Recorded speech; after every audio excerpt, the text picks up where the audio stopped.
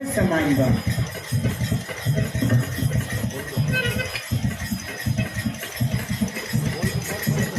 आज वह समाज बा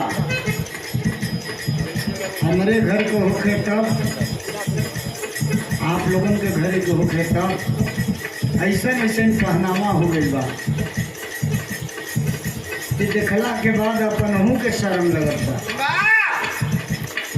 कुछ कहल ना जा सकेला। एक बात बता दें, औरत खुद अगर गलती करी है और उनकी गलती के आप यदि गलत बता देवो तो फिर आप पर बिगड़ जाएगी।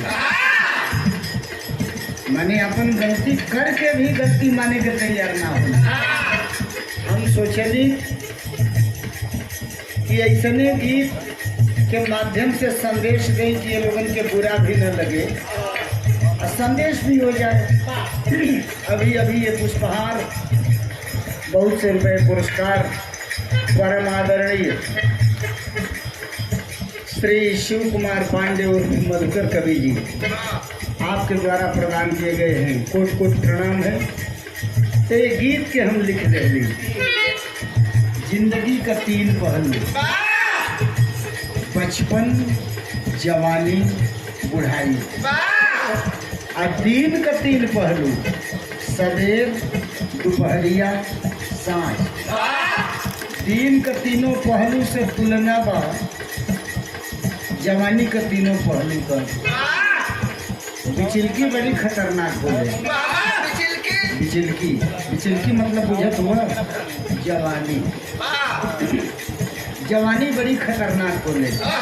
यही से कहल गई है कि जवानी सबकर सुघर बोले, प्यार करे कभी उम्र होले, ढलती का बात का बताई ये बाबू, बुढ़ाई तो सबकर तोहर बोले।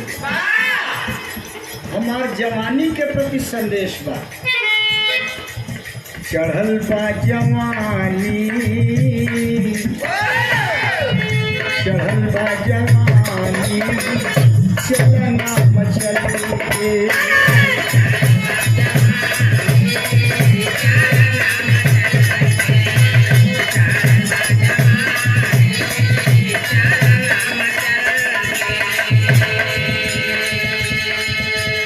संदेश का बा चला ना मचल के ही पही का संदेश बा। दूसर का संदेश का बा ओढ़निया के नीचे, हाय ओढ़निया के नीचे, ओढ़निया के नीचे बदनिया ना ढलके, जवानी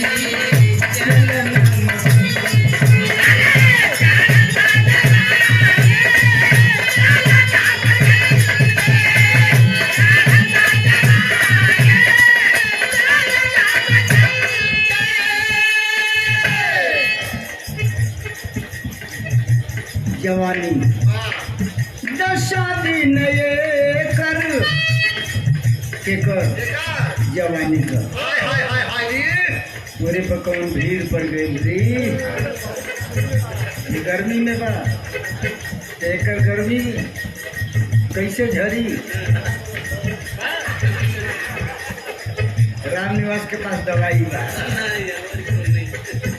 दशा दिन ये कर चढ़ल दोपहर,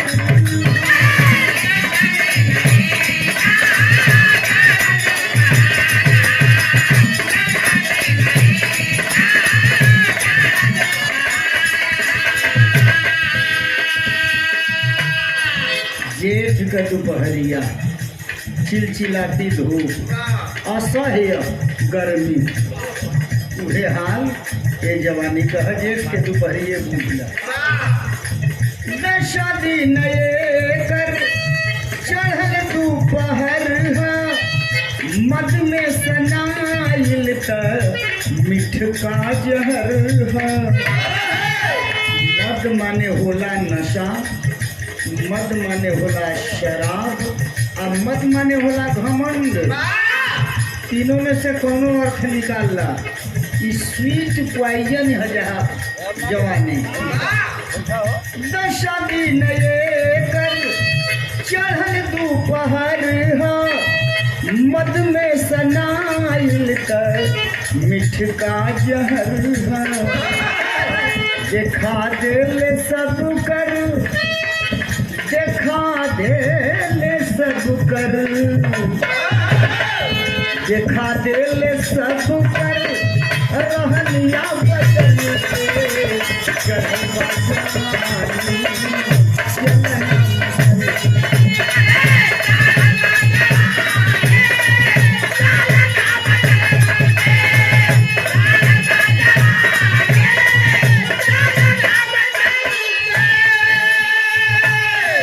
दूसर का उदाहरण बा नदी भी हो लहर भी नदी में जवान दिखाते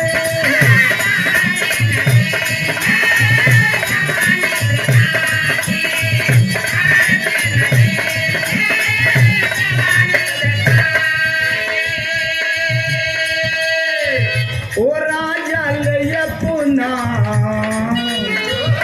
किनारे पर जाके लहर देखले हो आप लोग नदी में उठेला बीच नदी से लहर उठेले कभी भी उठेले तो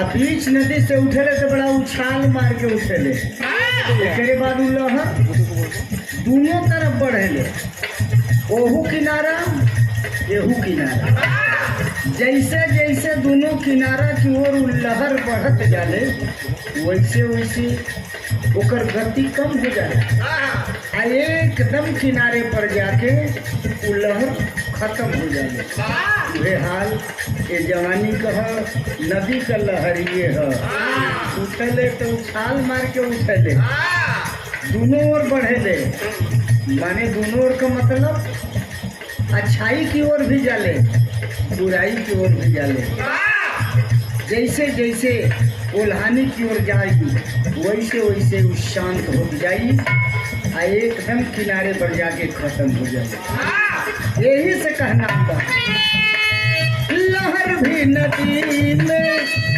जवानी दिखा के ओ राजा ले अपना किनारे पर जाके ओ राजई है सब ही ओ राजई भैया ओ राजई हन रामनाथ ओ राजई है गौरी शंकर ओ राजई हन परशु उमरिया में चढ़ल बा जवानी चलना चल के